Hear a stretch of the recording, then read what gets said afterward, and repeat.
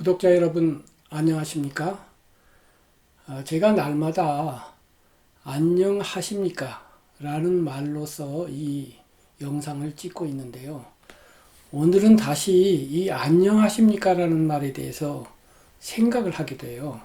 왜냐하면은 오늘 아침 신문을 보니까 좀 딱한 이야기가 실렸어요. 안녕하시지 않은 이야기죠. 배우 윤정희라고 계시죠. 요즘 젊은 윤정희 배우도 있더라고요. 그런데 이제 저희 세대에게는 그 남정님, 문희, 윤정희 이렇게 트로이카라고 해서 세 명의 유명한 배우가 활동했었잖아요. 저희 젊은 시절에요. 그 윤정희님 이야기인데요. 잘 아시다시피 이분은 배우 생활을 마치고 프랑스에 갔죠. 거기에서 피아니스트 백건우 씨하고 결혼 생활을 해서 행복하게 살고 계신 걸로 우리가 알고 있었어요. 그런데 오늘 기사에 따르면 그분이 알츠하이머, 흔히 치매라고 불리는 그러한 병을 앓고 계신다고 하네요. 그래서 많은 생각을 하게 되었습니다. 우선 기사를 보겠습니다. 기사에 보니까 이 조선일보 김경은 기자가 쓴 기사인데요. 한 3년 전에 이 기자님이 윤정희님을 만났었나 봐요. 그리고 2년 전쯤에 이제 통화를 했는데 방금 헤어지고 나서 전화를 다시 해가지고 당신 이름이 낯이 익다. 누구냐? 이렇게 묻더라는 거예요. 그러고서 끊으면은 조금 있다 다시 전화를 하더라는 거예요. 그때 이미 이제 이 가슴 아픈 무슨 병이 시작되는구나 하고 짐작은 했었다는 거죠. 하지만은 이제 가족들이 그것을 공개하지는 않았는데 증상을 보인 것은 4, 5년 전부터이고 알츠하이머라는 정확한 진단명을 들은 것은 3년쯤 되었다. 이렇게 공개적으로 고백을 했다는 겁니다. 그러고 나서 이제 윤정희라는 분이 어떤 분인지에 대한 그 내용이 기사에 나오고 있는데요. 1966년에 1200대 1의 경쟁률을 뚫고 이제 배우로 발탁이 된 거예요. 그런 다음에 청춘극장이라는 영화에서 주인공으로 데뷔를 한 이후에 독짓는 늙은이, 석화촌, 화려한 외출 등 330여 편. 어마어마하죠. 330여 편의 영화 중에서 325편에서 주연을 했다고 하네요. 그런 다음에 청룡영화상, 대종상 등 여우 주연상을 무려 25번. 야, 한 번 받기도 어려운 여우 주연상을 25번을 받다니 말이 됩니까? 그리고 2011년 이제 연세가 많이 드신 이후에는 이창동 감독의 영화 시에 출연을 해서 이것은 LA 비평가 협회상 여우 주연상, 외국에서 또 상을 받은 거예요. 그리고 이제 프랑스 문화예술훈장 오피시에라고 하는 것을 또 받았네요. 그런데 그 마지막 작품에서 맡은 역할이 마침 치매에 걸린 노인의 역할이었다고 합니다. 그런데 이분이 이렇게 화려한 음악 생활의 스타였으면서도 결혼한 이후에 한 아내로서 남편의 내조자로서 살았어요. 그리고 부부간의 금슬이 정말로 좋았던가 봐요. 백건우 선생은 이 부인의 머리 손질을 직접 자신이 해 주었다고 하고, 그 다음에 이 윤정희님은 가정부를 쓰지 않았대요. 경제적으로 넉넉했을 거예요. 그렇게 주연만 300번 이상을 했으니 출연료가 얼마나 되겠습니까? 그런데도 절대 가정부를 쓰지 않고 가정일을 다 당신이 할 뿐 아니라 2층에서 이제 남편이 피아노 연습을 하면 아래층에서 피아노를 들으면서 생활을 했다고 합니다. 그야말로 뭐 완전히 이렇게 하나가 되어서 섞여버린 그러한 삶이죠. 따로 떼어놓을 수 없는 그런 삶이었던가 봐요. 그리고 2011년 6월에 부부가 낭만 가득한 무대를 선보였다. 당시 예술의 전당 독주회에서 앙코르 무대에 깜짝 올랐다 이거예요. 그러니까 남편이 연주자인데 부인이 앙코르 무대에 올라서 시를 읊었다고 하네요. 그 시는 독일 시인 프라일리 그라트라고 하는 시인이 쓴 사랑할 수 있는 한 사랑하라 라고 하는 시였대요. 그 시를 잠깐 한 몇 구절 여기서 읊어보겠습니다. 오 사랑하라 그대가 사랑할 수 있는 한 사랑하라 그대가 사랑하고 싶은 한 시간이 오리라 그대가 무덤가에 서서 슬퍼할 시간이 이런 시를 그 후에 리스트라고 하는 유명한 피아니스트 겸 작곡가가 있잖아요. 이제 리스트가 곡을 붙였는데 그 곡을 그 자리에서 연주를 하고 시를 낭송하고 그랬던 거예요. 이런 분인데 이제 이분이 치매에 걸렸다 이거예요. 그런데 이제 윤정희 님이 과거에 인터뷰에서 이런 말을 했다고 해요. 그레타 가르보라고 하는 아주 이쁜 여배우가 있었죠. 그레타 가르보처럼 아름다운 모습만 보여주다가 스톱을 하지는 않을 것이다. 나는. 그러면서 오드리 헵번 같이 잉그리드 버그만 같이 세월이 흐르는 모습을 보여주고 싶다. 삶이라는 게 젊을 때도 아름답지만 나이 들어도 근사한 것 아니에요. 추하지 않고 의연하고 건강하게 늙고 싶어요. 이렇게 말을 했다는 거예요. 잉그리드 버그만의 미모야 뭐 그야말로 고전적인 미모의 전형이죠. 그리고 오드리 헵번은 그야말로 요정이라고밖에 말할 수 없을 정도의 청순하고 아름다운 여인이었는데 잉그리드 버그만의 노후는 제가 잘 알지 못합니다만은 오드리 헵번은 나이 들어서 가난하고 어려운 어린이들을 위해서 봉사 헌신을 했었죠. 그리고 그러한 사진들이 많이 알려져 있는데 제가 어느 강의에서도 그분의 사진을 한번 비추어 준 적이 있어요. 젊었을 때 아주 아름다웠던 처녀 오드리 헵번과 60대 노인 오드리 헵번 사진을 나란히 보여주면서 과연 이 60대의 모습이 처녀 쪽의 모습보다 덜 아름다운 것인가?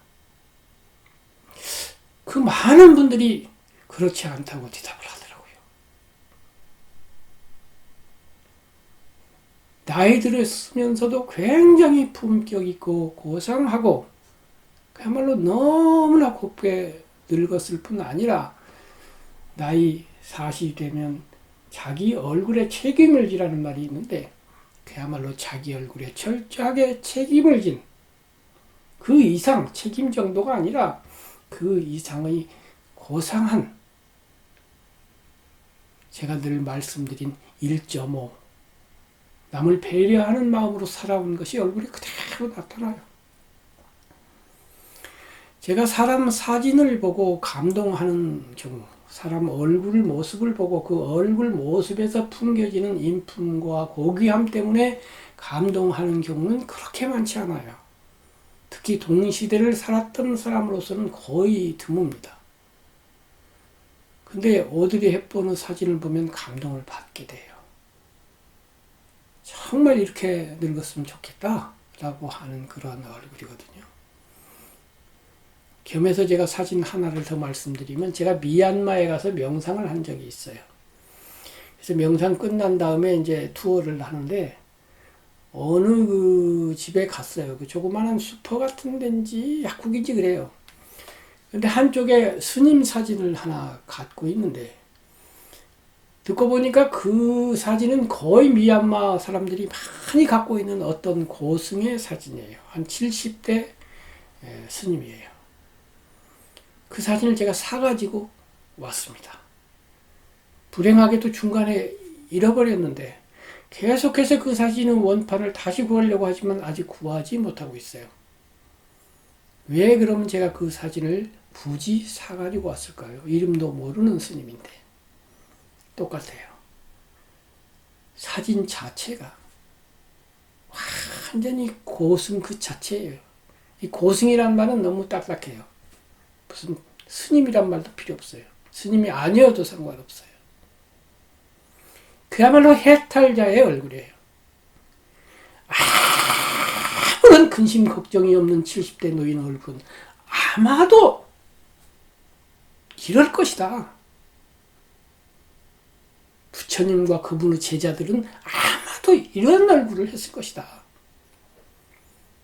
불상으로 만들어진, 상상으로 되어진 그런 얼굴 말고 현실에 존재하는 사람으로서의 해탈자는 이러한 얼굴을 갖고 있을 것이다 라고 하는 느낌을 확 받았어요. 그분은 이제 출가자이시지만은 오드리 헵번의 노년의 모습에서도 그와 유사한 느낌을 저는 봤습니다. 그리고 윤정희 님도 그렇게 늙어가고 계셨고 거기에 준하는 분이었다고 생각이 되어요. 윤정희 님이 오드리 헵번처럼 남을 위한 봉사를 얼마나 했는지는 잘 모르겠어요. 알려진 것으로서는 특별히 없는 것 같아요. 그러나 남을 위한 봉사를 하지 않았다 하더라도 부부간의 사랑이 그렇게 지극하고 삶에 대한, 인간에 대한 진실성이 그렇게 진실했다면 그 또한 굉장히 훌륭하고 고귀한 것이죠. 그런데 제가 여기서 한 걸음 더 나아가 보려고 합니다. 좀 심각해지기는 합니다만은 오늘은 좀 길게 말씀을 드리고 싶어요. 약간 종교적인 냄새도 있을 수 있습니다. 무슨 얘기냐 하면은 여기에서 우리는 도대체 사람의 삶이라는 것이 무엇인가 하는 근본적인 생각을 하게 됩니다. 자, 윤정희 님이 알츠하이머라는 병을 앓고 있어요. 기억을 잃어버리는 병이죠. 물론 나이가 들면서 부분적으로 기억은 자꾸 약화됩니다. 기억세포가 하루에 30만 개씩 죽는다고 하니까요. 그런데 알츠하이머에 걸리면 30만 개가 아니라 300만 개, 3천만 개씩 하루에 지워지는 거죠. 그러면 이제 기억이 하나하나 줄어드는 것인데, 비유하자면 컴퓨터가 있어요. 그래서 많은 정보, 예를 들면 100만 정보를 갖고 있었는데 계속 정보가 줄어들어서 90만, 80만, 70만 이렇게 줄어드는 거예요. 그렇다면은 컴퓨터라고 하는 것은 하드웨어와 그 안에 담겨진 정보라고 하는 소프트웨어로 되어 있는데 마지막에 다 지워지고 하드웨어만 남아요. 내용물이 하나도 없어요. 그러면 알츠하이머가 기억을 다 지워서 하나도 없이 된다고 합시다. 내지는 100만 중에서 한 10만이나 5만 밖에 남지 않았다고 합시다. 그때 그 사람은 예전에 그 사람일까요? 100만 정보를 가지고 있었던 제가 머릿속에 있는 기억을 다 잊어버렸어요. 그리고 최소한의 것만 남았어요. 그러면 제가 저인가요? 기억이 없어진 제가 저입니까?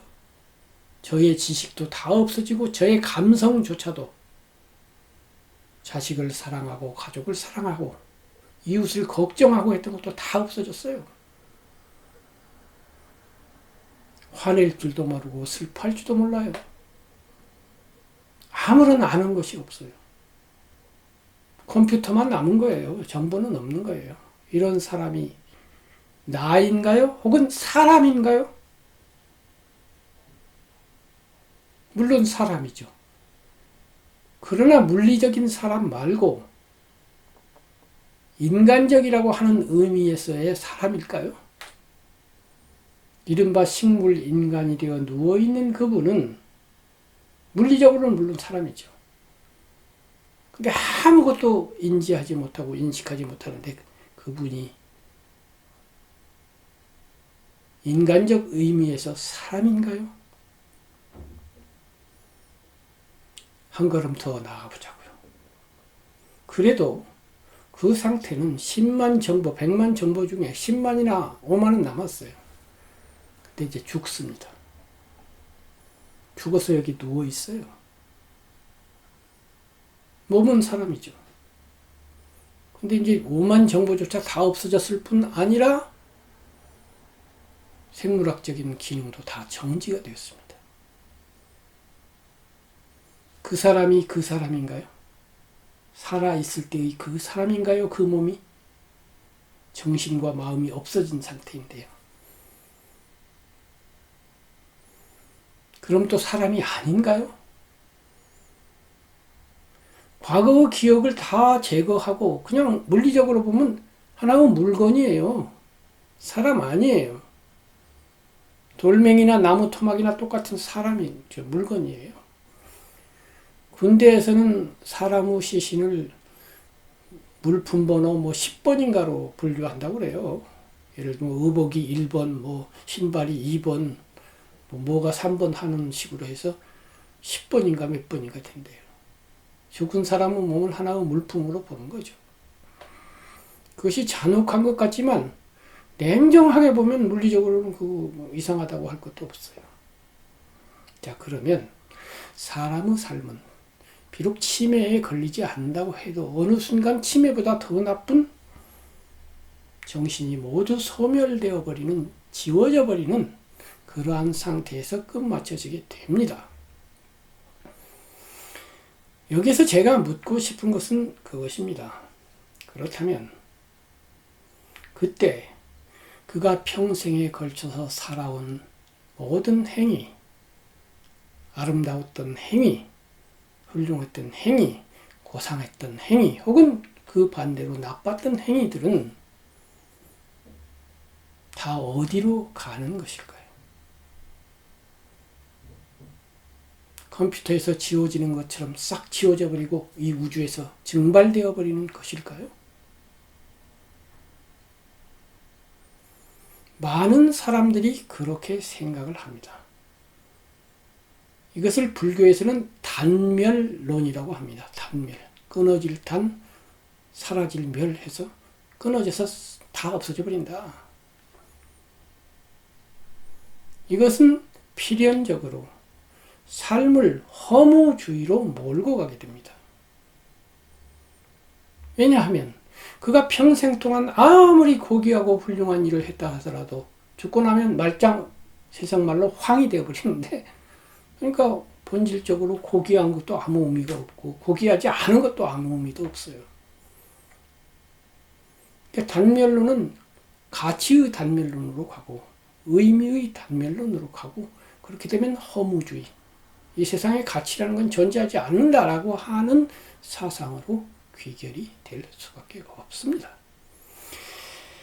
현대 과학이 많이 발달되고 그 과학이 뇌 과학으로 옮겨가고, 뇌 과학이 아무리 뇌에서 찾아봐도 영혼이라는 것은 존재하지 않고, 영혼이라는 것이 존재하지 않으면 사후라는 것도 존재하지 않으니 모든 것은 뇌가 스톱하는 순간 다 단멸해버린다 라고 하는 생각이 점점 일반화되어 가고, 거기에 기반하여 세상 사람들은 현세만이 존재하며 현세 이후의 사후라는 것을 인정하지 않으며, 그리하여 삶은 뇌가 또는 심장이 스톱되는 그 순간까지만 존재하고 그 이후는 단멸이다 라고 하는 생각이 거의 90% 사람들이 공감하는 것 같아요.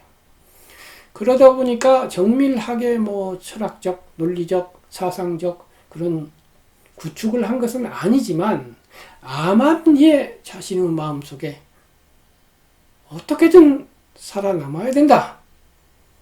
죽고 나면 말짱 끝이니까. 그리고 살아있는 동안에 수단, 방법은 상관없다. 잘 먹고 잘 살면 책이다.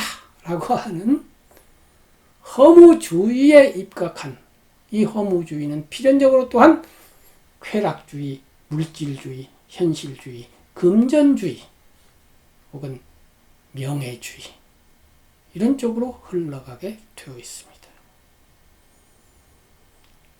이 기반에는 삶은 살아있을 때뿐이고 죽으면 끝나는 것이고 단멸하기 때문에 가치라는 것은 없다라고 하는데 기반이 있는 거예요. 현재 우리나라에서 장관이 되겠다고 나오신 분들을 청문회에서 조사를 해보면 수많은 문제거리들이 나옵니다. 전부 가치 허무주의로부터 허무주의에 기초한 불의한 창피스러운 그런 행동들이죠. 근데 그분들 입장에서는 당연한 거예요. 왜냐하면 어차피 죽고 나면 끝나는데 가치가 무슨 소용이 있습니까? 현세적 이익이 최고죠. 가치라는 것은요, 겉으로 내세우는 양두구육이에요. 양을 걸어놓고 개고기를 판다고 하는데 걸어놓은 양인 거예요. 나는 가치를 추구합니다. 이렇게 해야만 내가 이익을 더 얻을 것 같으니까 가치를 내세우는 거예요. 거짓으로. 실제 그 가치를 추구하지 않아요. 가치를 타이틀로 걸어놓고 사람을 끌어모으고 자기가 폼나게 한 다음에 그 폼을 가지고 뒤로는 이익을 챙기는 거죠. 판사로서 판결할 때는 이래야 됩니다. 딱 해놓고 주소 막 옮기고 막 이렇게 하면 벌금 500만 원 때려놓고 자기는 주소 옮겨요. 그러니까 가치 추구합니다 하고 재판해놓고 실제로 하는 것은 가치 좋아하네 이런 행동을 하는 거예요. 이렇게 되는데 이런 단멸론에 상대되는 개념이 있어요. 그 상주론이라고 해서 이제 항상 상자 머문다. 항상 뭔가가 유지된다는 거예요. 영혼론이죠. 영혼이라는 것은 죽어도 무너지지 않고 존재하며 이렇게 되는 거예요. 이렇게 되면 그 영혼은 죽어서도 존재를 하기 때문에 가치가 살아남게 돼요. 살아서 훌륭한 행위를 하면 훌륭한 행위에 대한 보상을 영원히 받는 것이고 나쁜 행위를 하면 나쁜 행위에 대한 처벌을 영원히 받는 거예요. 근데 영혼이라고 하는 건 옛날에는 많이 믿었지만 지금 뇌과학이 이렇게 발달한 상황에서 영혼을 믿기는 상당히 어려워요. 근데 이제 그 사이에 양자를 조화시켰다고 할까 하는 그러한 또 논리도 있어요. 불교는 사실 그 논리를 말하고 있다고 말할 수 있는데 그러나 기본적으로는 상주론 쪽에 좀 치우치는 것 같아요. 특히 윤회를 말할 때 이 윤회라고 하는 것은 기독교가 말하는 영혼과는 다르지만은 어쨌든 삶이 이번 생에서 끝나는 것은 아니다 라고 말하고 있는 점에서는 동일하거든요. 하지만 윤회든 영혼이든 간에 죽은 이후를 어떻게 믿을 수 있습니까? 무엇으로서 그것을 증명을 할 수가 있습니까? 그 증명에 대해서 뭐 천국에 갔다 왔다고 보고하는 사람도 있고 성경에 옛 성인이 이랬다는 말도 있고 또는 뭐 윤회를 증명하는 이러저러한 사례가 있다고 말하는 사람도 있어요. 그렇지만 그것은 다 간접 증거이지 직접 증거로서는 아무도 제시한 적이 없고 또 제시할 수도 없어요. 제시하려면 죽은 사람이 다시 돌아와서 보고를 해야 되는데 죽은 사람이 살아날 수 없잖아요. 성경에는 죽었다 살아난다는 사람이 있다고 그러는데 그것은 죽은 게 아니에요. 죽었다 살아났다는 것은 그 사람 살아났다가 다시 죽었잖아요. 그때 죽은 것이 진짜 죽은 거고 중간에 죽은 건 죽은 것 같이 보였을 뿐이에요. 가사 상태에서 무슨 천국에 갔다 왔다. 그거 가사 상태지 산 상태예요. 가사 상태에서 천국에 갔다 온 것은 천국에 갔다 온 죽고 나서 갔다 온 게 아니에요. 살아서 갔다 온 거예요. 꿈꾸는 거나 똑같은 거예요. 그 하등의 증거가 될 수가 없습니다. 자, 이렇게 되어서 우리는 현대 과학이 강력하게 지지하는 것으로 보이는, 현대 과학 자체가 그렇게 말하고 있지는 않아요. 그것을 해석해보면 그쪽으로 가기 쉬운 그러한 사후 단멸론, 이것을 많이 그쪽으로 기울게 돼요. 그런데 저는 거기에 대해서 본능적인 거부감을 느껴요. 그리고 많은 사람들도 알게 모르게 그것을 느낀다고 저는 보아요. 무엇이 그것을 느끼게 할까요?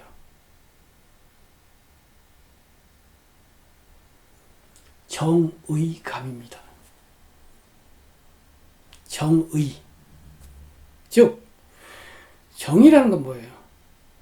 올바른 사람이 상을 받고 잘못된 사람이 벌을 받는 게 정의예요. 권선징악이죠. 단면론은 이 정의를 무너뜨려요. 아까 같은 양도구역을 하는 사람, 겉으로는 착착하면서 속으로 나쁜 짓 하는 사람, 잘 먹고 잘 살다가 갔어요. 정의감은 그것에 대해서 화가 나요. 저 거짓말쟁이 혼났어야 되는데 살아서. 수많은 사람을 핍박을 준 독재자, 잘 먹고 잘 살다 잘 죽었어요. 화가 나요. 거꾸로 평생을 선하게 살았는데 별 보람도 못 느끼고 갑자기 죽었어요. 훌륭한 가장인데 가다가 갑자기 보스가 와서 쳐가지고 갑자기 돌아가셨어요. 행복하게 잘 살고 있는데 지진이 나가지고 하루아침에 그냥 죽어버렸어요. 안타까워해요. 정의감은. 상을 받았어야 되는데 왜 상도 못 받고 가셨냐 하고, 그때 그냥 일반적으로는 천국에 가서 아마 잘 계실 거예요, 이렇게 말을 하고 위로를 해요. 꼭 천국을 믿어서는 아니고, 믿어서도 그러겠지만 안 믿는다 하더라도 우리의 정의감이 그렇게 말하지 않도록 할 수밖에 없도록 하는 거예요. 이러한 정의감은 동물에게는 없습니다. 인간도 동물이지만 인간 이하의 동물에게는 없고 고등동물인 인간에게만 있어요.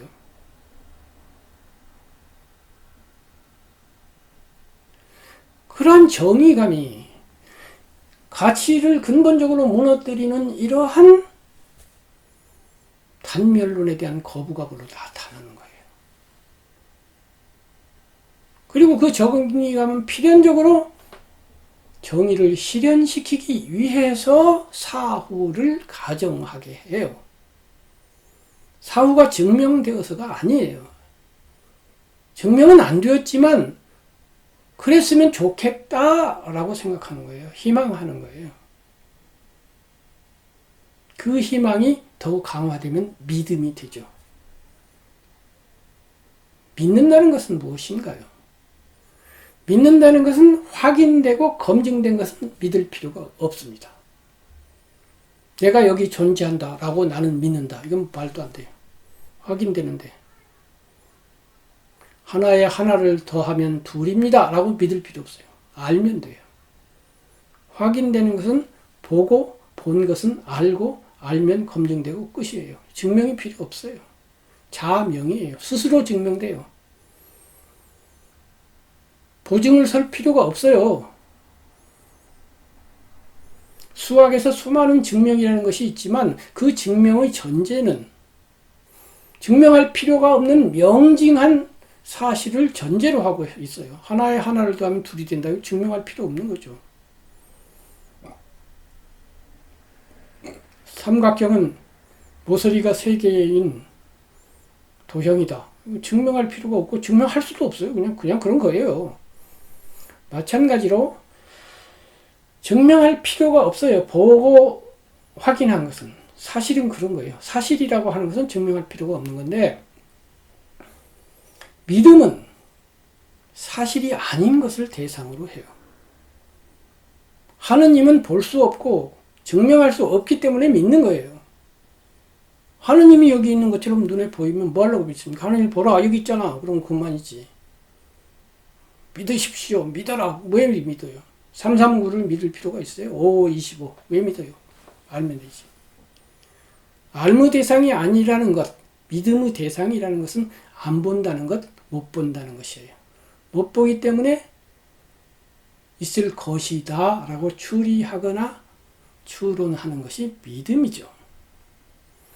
그런 의미에서 사후에 대한 또는 영혼에 대한 이러한 이야기들은 다 믿음의 대상입니다. 어차피 증명할 수도 없고 확인할 수도 없고 검증할 수도 없는 사실이기 때문에 믿거나 말거나 해요. 이때 믿음은 종교와 결합해서 결심이라는 것입니다. 하느님이 있는지 없는지 볼 수도 없고 확인할 수도 없지만 있다고 믿기로 결심하는 것이 믿음이죠. 윤회가 확인되지는 않지만 아마 윤회할 거야 라고 믿는 겁니다. 이때 이 믿음에 대해서 믿음 그 불확실한 건 나 필요 없어. 계속해서 나는 암과 확실한 것만을 대상으로 살 거야. 이렇게 말한다고 해서 잘못될 게 없어요. 그런 사실주의자로서 존재하고 죽음 이후에 대해서는 나는 관심도 없어. 이렇게 생각해도 돼요. 또는 죽음 이후는 불가지론, 알 수 없는 거니까 나는 생각 안 할 거야. 이래도 돼요. 그런데 죽음 이후에 대해서 생각하고 싶은 사람, 또는 죽음 이후를 꼭 생각하고 싶어서가 아니라 삶의 부정의한, 정의롭지 못한, 불이한 부분에 대한 불완전성, 삶이 불완전해요. 나쁜 놈이 잘 사니까, 좋은 사람이 못 사니까 불완전하고, 그런데 난 불완전할 리가 없다. 이 우주는 일시적으로는 불완전해 보이지만 완전할 것이다. 또는 완전해야만 한다. 라고 생각하는 사람들은 그 대안으로서 죽음 쪽으로 시선을 옮길 수밖에 없는 면이 있어요. 이번 생에서 그냥 끝나면 불의한 세상이 불의하게 끝나지 정의롭게 완성되지 못하니까 그 나쁜 놈은 지옥에 갔을 거야 라든지 그 선한 부분은 천당에 갔을 거야 라든지 다음 생에는 잘 살겠지 라든지 하는 방식으로 삶을 연장시켜서 정의를 완성하고 싶은 사람도 있어요. 그 사람이 또 잘못은 아니에요. 사후를 생각하지 않을 거야. 이것도 잘못이 아니듯이 이것도 잘못이 아니고 그것은 개인의 선택이겠죠. 다만 사후로 연장하고 싶은 사람은 사실의 증명은 안 되는 세상이니까 믿음을 동원할 수밖에 없고 그 믿음에는 여러 가지 유형이 있다 이거죠. 야훼 하느님을 매개자로 해서 연장을 시킬 수도 있고 부처님, 카르마 혹은 윤회 이런 걸 매개해서 또 연장을 시킬 수도 있어요.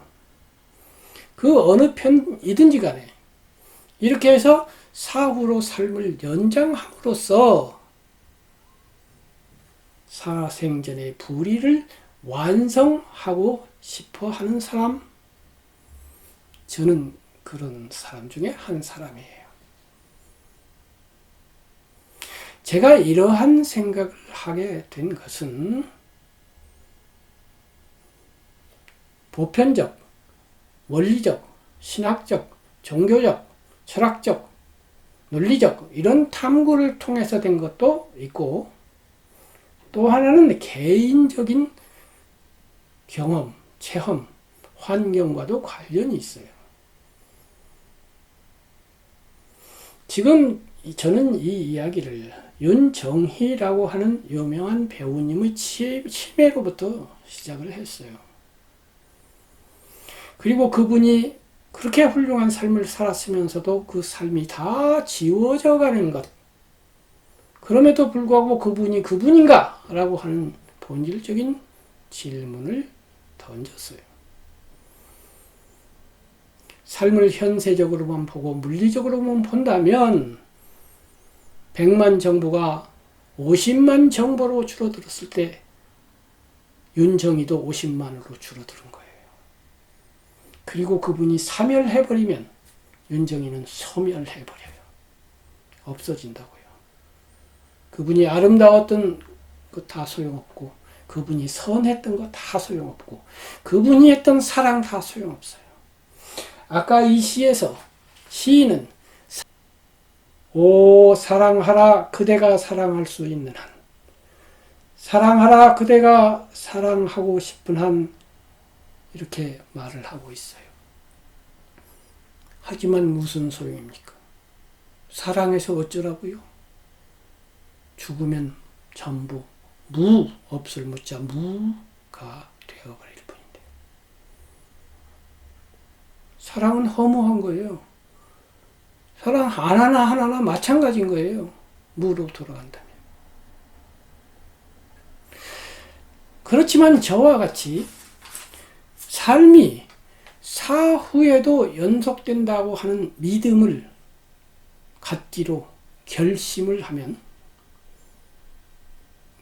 결심을 함으로써 성립을 하는 거예요.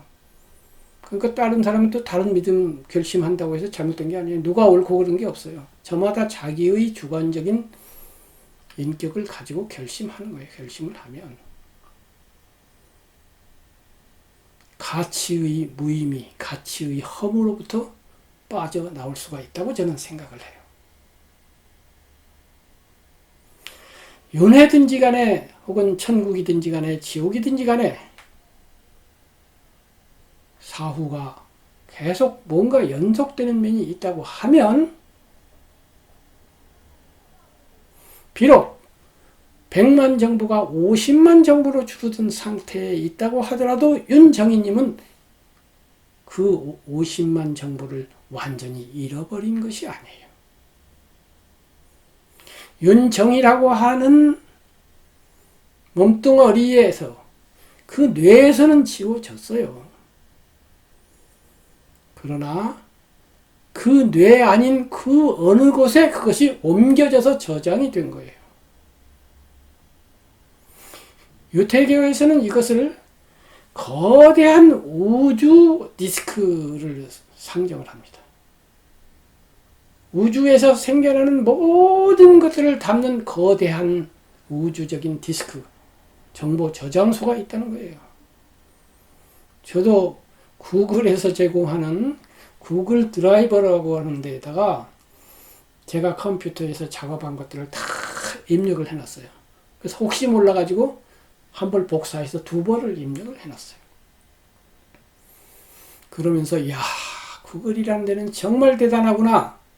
그 수많은 유튜버들이 만드는 영상도 다 저장하고, 또 이런 컴퓨터에 그런 정보를 하라고 그런 저장 탱크를 어마어마하게 제공을 하다니 라고 생각을 했습니다만은, 우주 디스크는 그 정도도 아니겠죠. 모든 정보를 다 저장하는 디스크를 상정을 하는데, 이 디스크가 있다고 가정을 하면 저는 불교식으로 이것을 공덕장이라고 부르기로 했어요. 이 공덕이란 말은 좋은 일을 한, 좋은 행위 또는 그 행위가 남기는 좋은 영향력, 이런 걸 공덕이라고 하잖아요.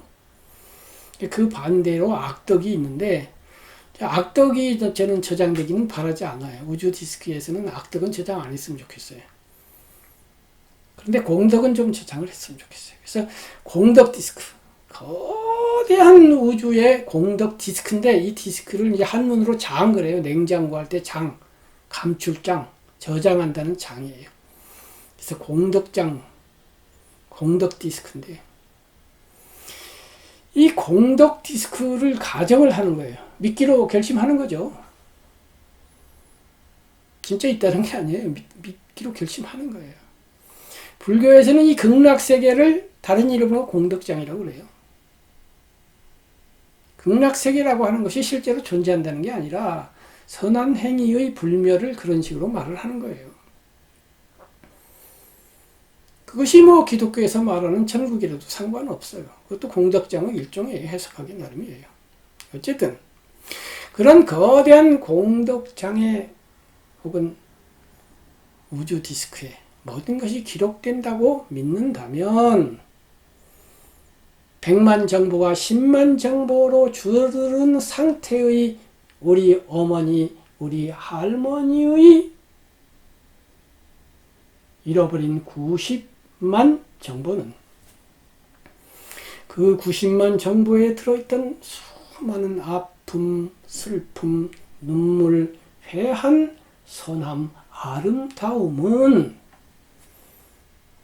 그분의 뇌 세포에서 지워지긴 했지만 우주 공덕장으로 옮겨진 것이거나 옮겨지기 전에 이제 계속 여기서 행동하면서도 이미 기록이 되어 왔기 때문에 옮길 필요도 없죠. 양쪽으로 다 기록이 되어 있었으니까. 그러다가 이쪽에서 이제 절반이 없어지고요. 예를 들면 제가 컴퓨터에다가 10만 정보를 갖고 있었는데 구글 디스크에다가 동시에 여기서 만들면 저기서도 정보가 저장되게 양쪽 작업을 해놨는데 이쪽에서 50% 지워졌어요. 그리고 또 저쪽에는 있잖아요. 이렇게 되는 거죠. 제가 개인적으로 이러한 생각을 하게 된 개인적인 경험 내지는 환경이 있었다고 했는데 그것은 저의 어머니입니다. 저는 지금까지 살아오면서 수많은 사람을 만났지만은 저의 어머니처럼 선한 사람을 본 적이 없습니다. 너무너무 선해요. 그분이 살아온 삶의 환경을 생각해보면 도저히 인간으로서는 견뎌낼 수 없는 환경에서 살았어요. 물론 소설책에서 이렇게 찾아보면 그보다 더한 분들도 많이 계셨지만은 제가 보고 겪은 한도 내에서는 그래요. 온 가족이 10명이 넘어요. 집안에서 일을 하는 노동자는 없어요. 빚은 수백 가마나 돼요. 시어머니는 싫은 소리 계속해요. 남편은 아무런 경제력도 없으면서 계속 술을 잡수고 와가지고는 온 집안 살림을 뒤집어 엎어요. 자식들은 아파서 죽기도 하고 앓기도 해요. 몸은 약해요. 그런 상태에서 하루에 농사철이면 5끼의 밥을 10몇 명분을 해야 돼요. 입식 부엌이에요. 전기 들어오지 않아요.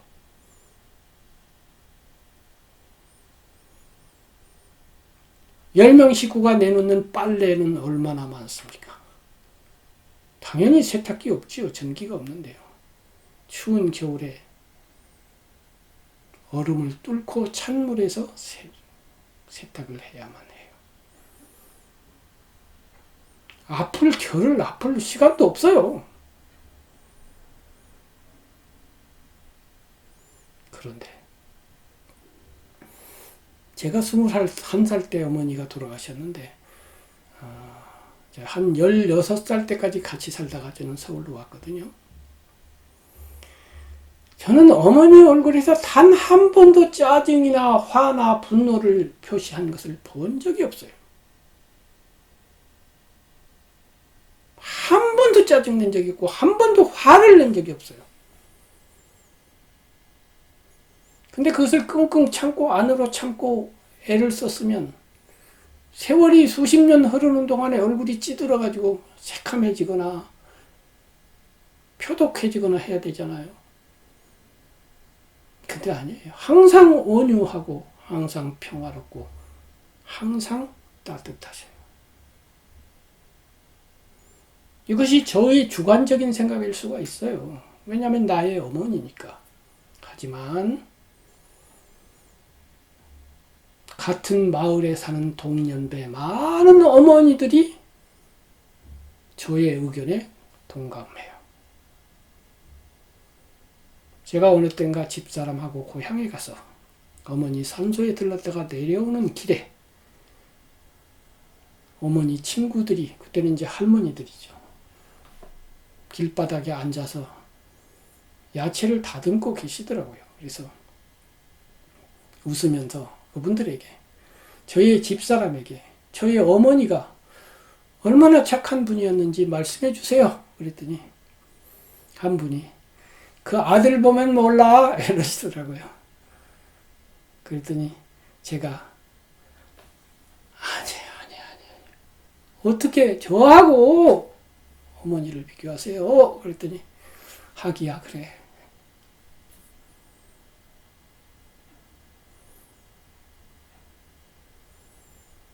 그런 상황에서도 빨래하러 가셔서 그 동료 마을 친구들하고 깔깔거리면서 웃으셨다고 그래요.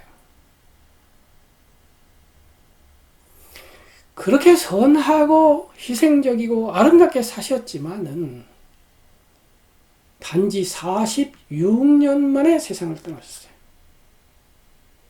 그것도 마지막 3년은 엄청난 병고를 앓다가 가셨으니까 43년 사신 거예요.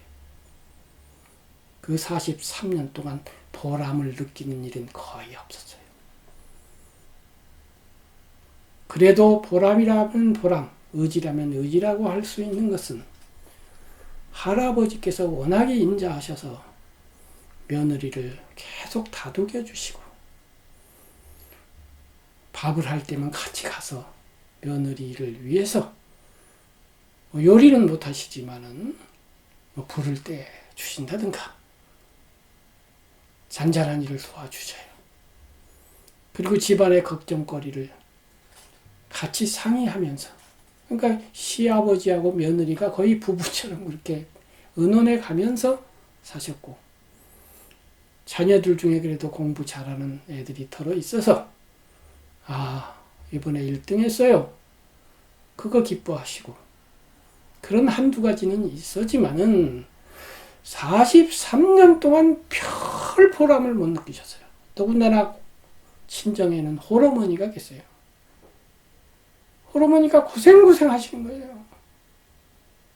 그래서 없는 살림에 또 할아버지가 조금씩 도와는 주셨지만은, 제가 드리고 싶은 말씀은, 그렇게 선하게 사셨지만은 아무런 보상도 받지 못하고 마지막 3년은 그야말로 뼈저린 고통까지 느끼시면서 가셔야 했을 때,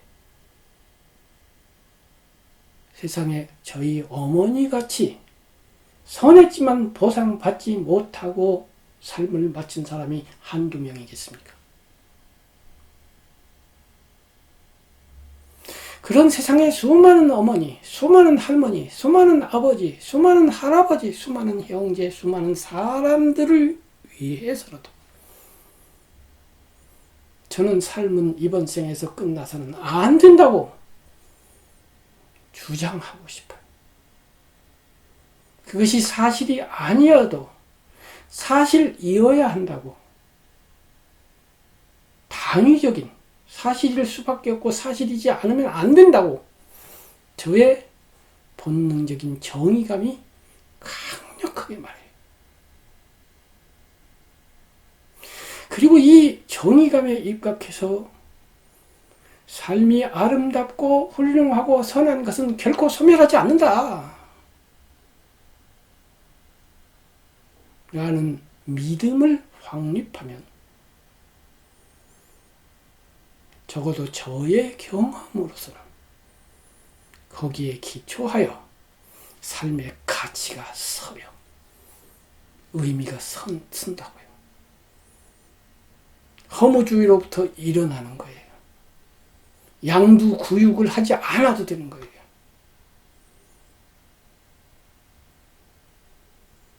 이 세상 모든 사람이 몰라준다고 해도 우주 레코드는 알아주거든요. 공덕장은 알아주거든요. 공자님은 나를 알아주는 사람이 없구나 탄식을 해요. 그러자 자공이 왜 알아주는 사람이 없다고 하십니까? 라고 하니까 아래로부터 배워서 위로 올라가는 사람, 남을 원망하고 하지 아니하고 아래로부터 배워서 위로 올라가는 사람, 나는 그런 사람인데 나를 알아주는 자는 하늘뿐이구나. 지하자 기천호, 나를 알아주는 자는 그 하늘인저 하고 말씀하세요. 또 하늘이 만물을 내고 사실을 운영하지만 하늘이 무슨 말을 하더냐, 나는 말을 하지 않겠다, 이런 말도 하시죠.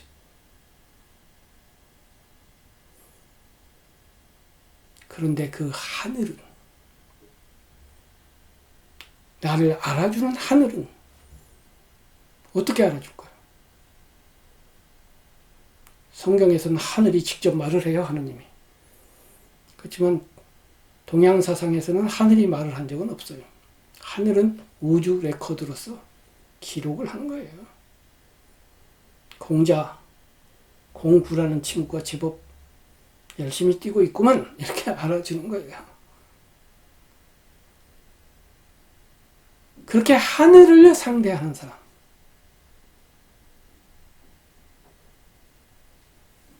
뇌에서 지워지면 없어진다고 보는 그런 관점이 아니라 뇌에서 지워져도 저쪽 하늘 구글 드라이브에는 계속 기록 남는다. 그래서 나는 그쪽만 보면 산다. 이쪽에 지워지는 거 신경 쓰지 않는다. 몰라주면 어때? 사람이 몰라주고 남이 몰라주고 남이 비웃고 가난하다고 비웃어? 비웃거나 말거나 내가 떳떳하게 살았는데, 이렇게 생각하고 하늘을 상대하며 사는 사람, 이런 사람이 공자였어요. 그러니까 시야가 넓고 당당하고, 당당함을 더 나아가서 텅 빈 하늘처럼 화려하죠.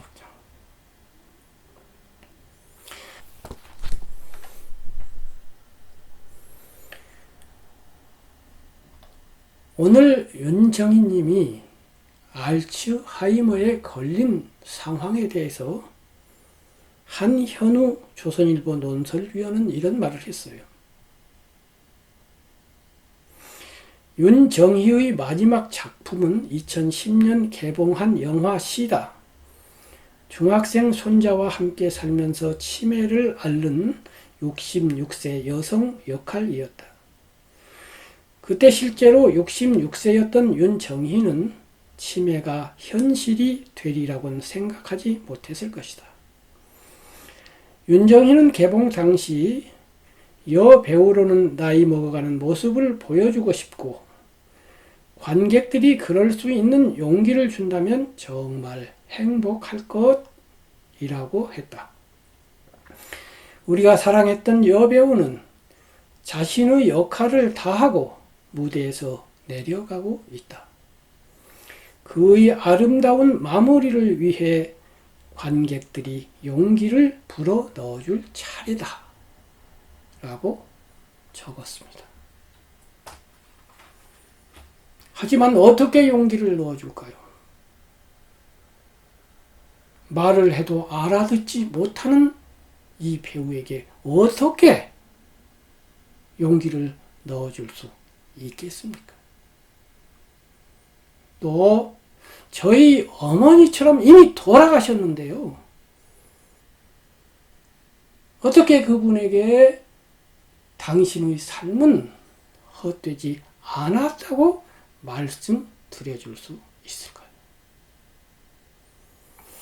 이 안타까움에 대하여 불교에서는 이른바 천도라는 것을 합니다. 원래 천도는 옮길 천자예요. 옮겨준다. 지옥에 갈 분을 천국으로 내지는 이런 식으로 옮긴다, 이런 뜻인데, 저는 그 본질적인 의미를 살아생전에 그분의 삶이 무의미하지 않았다고 믿어주는 데 있다고 봅니다. 제가 지금까지 말씀드린 우주 레코드, 공덕장을 믿는 것이 진정한 의미의 천도가 된다, 이런 얘기예요. 이러한 믿음을 갖고 있음으로써 비록 직접 돌아가신 어머니에게 혹은 치매에 걸린 윤정희님에게 말을 해줄 수는 없지만 내 마음 안에서 그분의 유의미했던 삶은 무너지지 않을 수 있다는 얘기입니다. 나아가 이러한 믿음은 두 분만이 아니라 선하게 산 많은 인류들, 심지어는 저 10만 년, 20만 년 전에 아프리카 동굴에서 자기 가족들을 위해서 희생을 한 어떤 원시인들까지도, 심지어는 자기 자식을 위해 스스로를 희생한 강아지 엄마 또는 곤충 한 마리까지도 수용할 수 있는 넓은 사상 체계라고 생각을 합니다. 가요 중에 그래도 추억이 있는 한 당신은 나의 남자요 라고 하는 아주 멋들어진 가사가 있습니다. 추억이라고 하는 것은 기억에 남고 그 기억을 갖고 있으면 그 기억이 존재하는 한 당신은 떠났어도 내 기억 레코드에는 있다, 이런 건데, 이 기억이 소멸되면 어떡할까요? 그것이 알츠하이머의 죽음입니다마는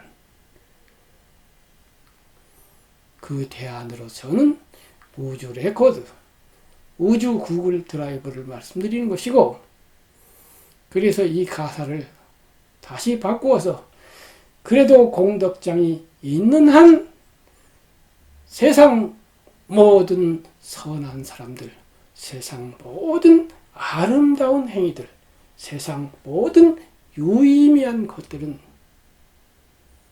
영원히 소멸하지 않고 영원히 존재한다고 저는 말합니다.